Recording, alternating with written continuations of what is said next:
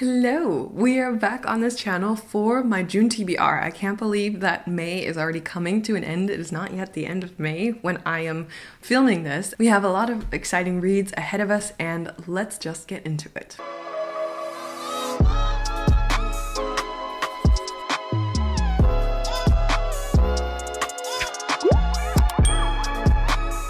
So this is in no specific order, I'm just grabbing them off the pile, but the first read is going to be War of the Worlds, or I guess the first book that I plan to read. This is by H.G. Wells. This is a classic, and I saw this on sale, and this is one of the Penguin cloth-bound classics, and I just love these editions, but I've never read it. I just saw it on sale, and I am kind of collecting some of the cloth-bound classics, so I thought, you know what, this is the optimal time to read it. War of the Worlds is, as I understand, like an alien versus man type of story.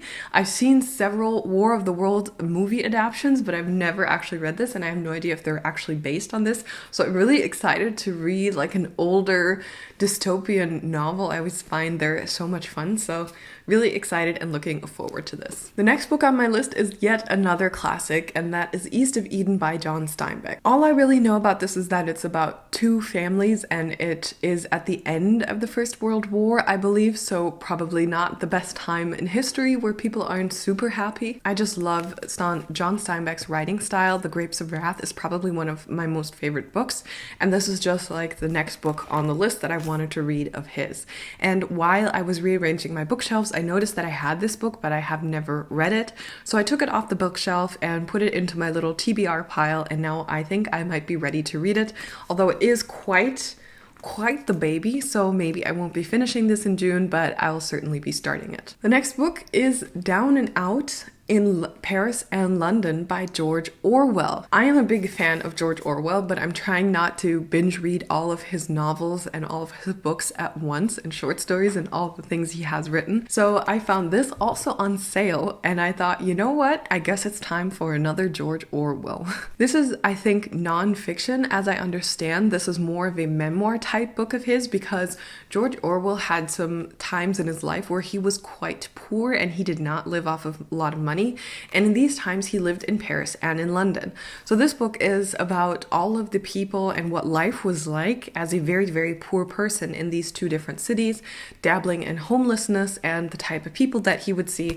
So I'm really excited to see this. This is a 1920s portrayal of the poorer side of Paris and London. So really interesting, love his style, very excited for this book. The next book on the list is The Song of Achilles by Madeline Miller. And yes, I listened to this book a few months ago, but then I immediately decided to purchase an actual physical copy because I enjoy reading physical copies a little more than I enjoy listening. And it is also this month's late night book club read.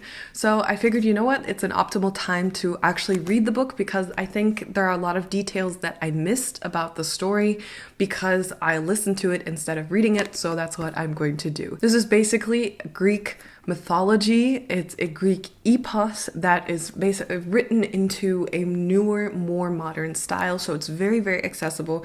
And if you are interested in Greek tragedies, well, actually not Greek tragedies, if you are interested in Greek mythology and want to find an accessible way to read it, then these are definitely the books for you. The other book on my list is Oryx and Crake by Margaret Atwood. Margaret Atwood is also one of my absolutely favorite authors, so I'm really excited to read this because this is a pandemic read. And as we know, I love dystopian novels. I love pandemic reads. I am super excited for this. This is a recommendation by a friend. This is also her copy. She kindly lent it to me. This is evidently also a series, so there are two other books, but she said the other two are not as good.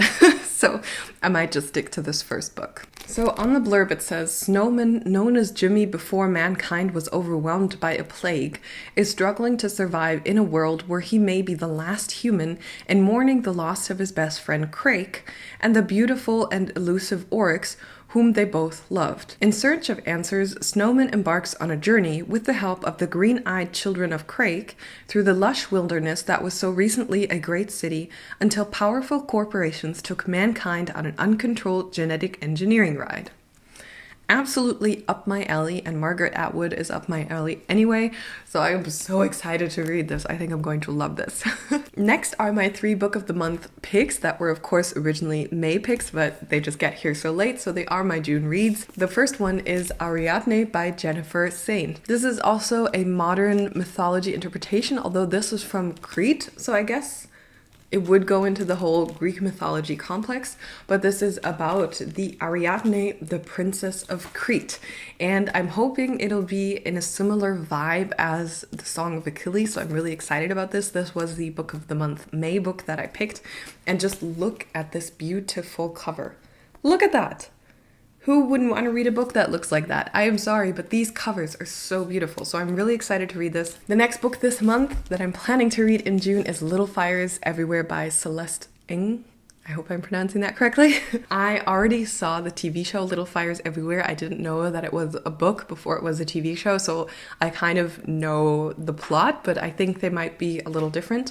But Celeste Ng is about a mother and a daughter that move to a new town, and they're kind of mysterious. Nobody really knows where they come from and what they're like.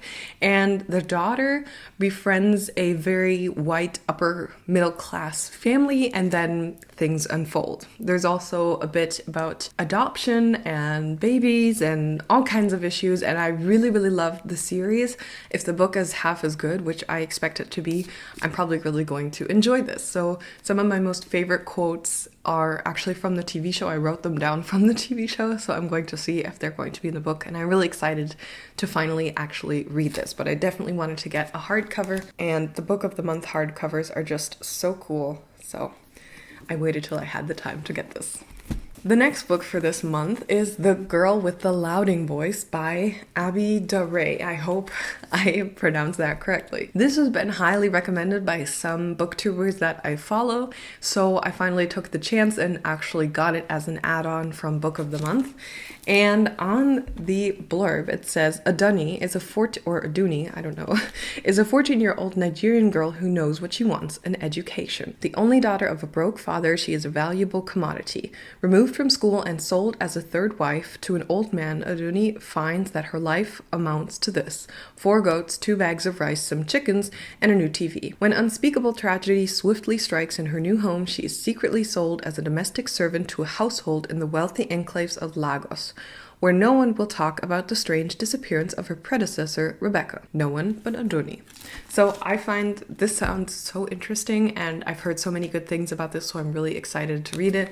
And also, once again, this cover is just so much fun, and I really enjoy reading books that have cool covers. I'm still waiting on one last book, and that is Where the Dead Sit Talking by Brandon Hobson. That's my Native American read of the month. I don't have the blurb here to read it yet, but I've heard so many good things about it. It is a fiction novel, and if it's anything like the past Native American reads that I've read, I'm really excited about it. I totally forgot to read the blurb for this video, so I unfortunately can't tell you what it's about, but it sounded really good, so I'm very excited about it. Oh my god. Do you hear that? That is the work that's being done in front of our house. Isn't that fun? That is all I have planned for June.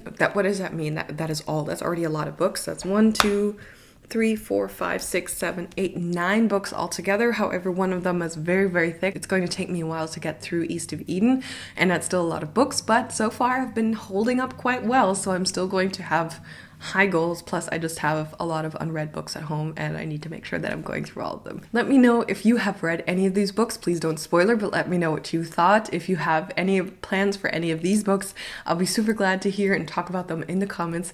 And thank you that you were here today. Don't forget to subscribe to see regular videos, and yeah, see you then.